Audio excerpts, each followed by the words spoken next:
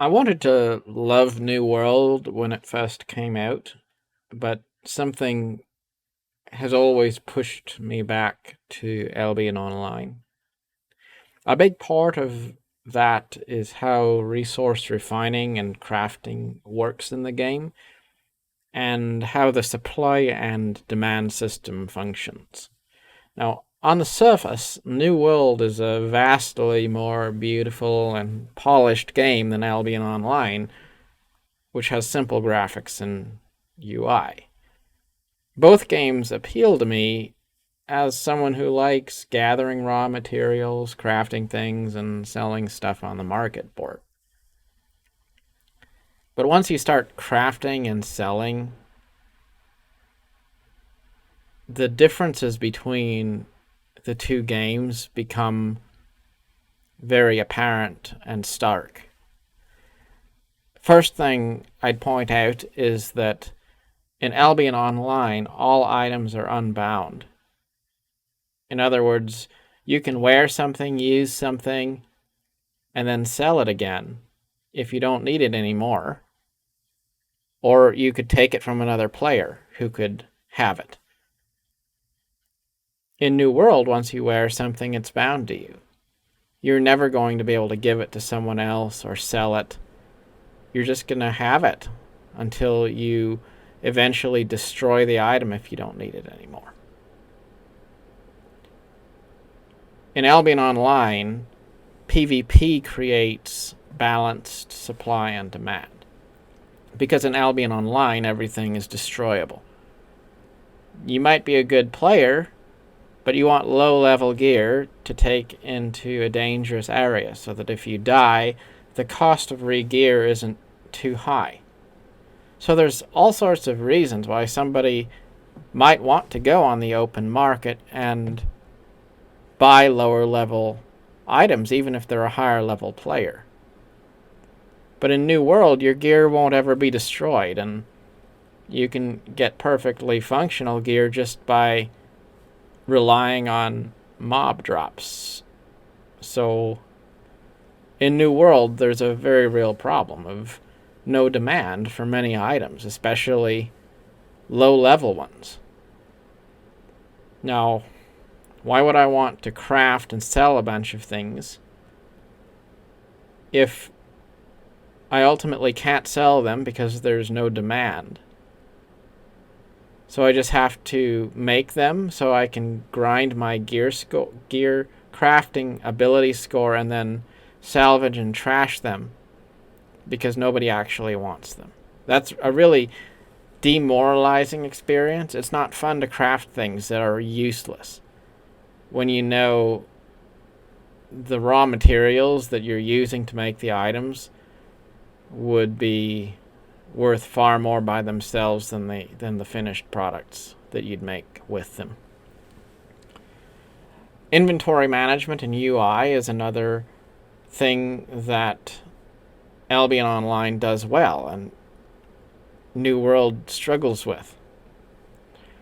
For example, in Albion, if you have a whole bunch of identical weapons that you made, you could store them in a single stack of hundreds of them, which you would then be able to post, list, sell in a single batch.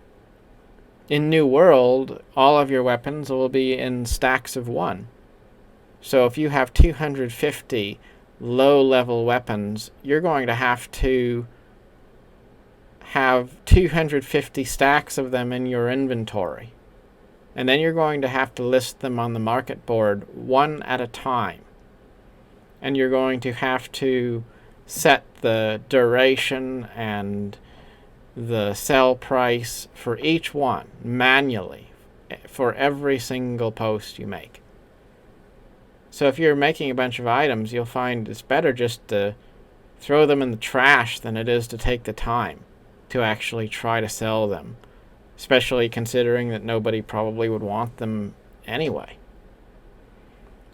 Albion Online has a simple, functional UI that includes things like stock market style, charts that show relative volume for items, and current buy and sell orders, and it's all structured in a way that's simple enough that you'll never find yourself fighting the UI.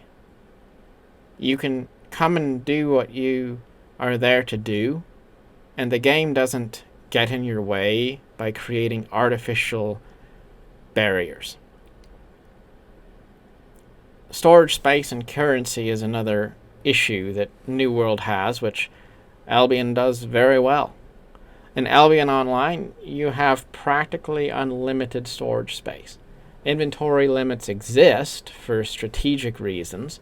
You can only have 64 items on your person at any given time, as in 64 stacks.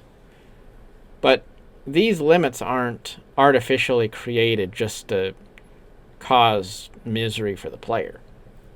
You can buy a bunch of chests and store as many items as you'd like on your personal island. There's unlimited gold and silver ownership opportunities. You're never going to run into a cap where you have approached the ceiling of how much currency in the game you're able to have. After all, in New World, it's just 500,000 coin, which isn't that much. So why keep on trying to make more money in the game if you know you're going to get to the point where you can't have any more money than what you've actually gotten in the game? It kind of seems a bit self-defeating. New World has storage, which is segregated based on what town you're in, but you can instantly transfer items between towns from any town you're standing in. So it's basically just like having a bunch of different file folders, which each have a limit of how many things you can have in them, and you can toggle instantly between them and switch things back and forth. But it's not really adding to immersion in the game. It's just creating one additional headache that you have to try to manage to remember what tab you stored a specific item in.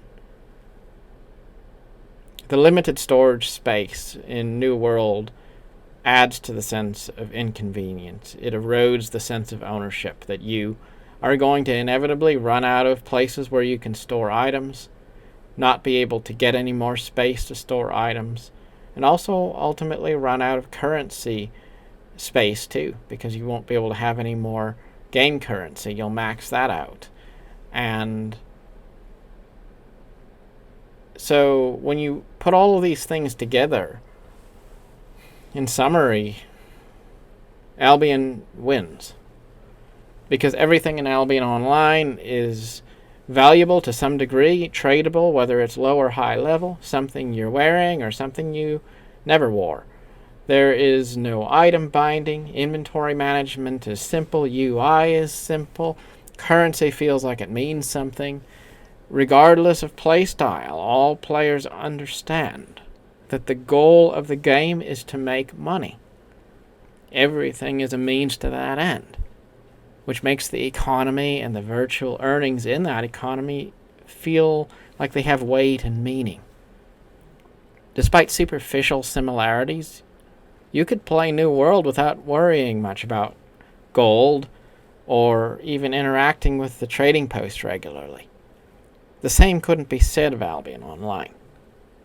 At the end of the day, that's what makes Albion a game I keep coming back to again and again, the one that feels like home, because it isn't really just an MMO.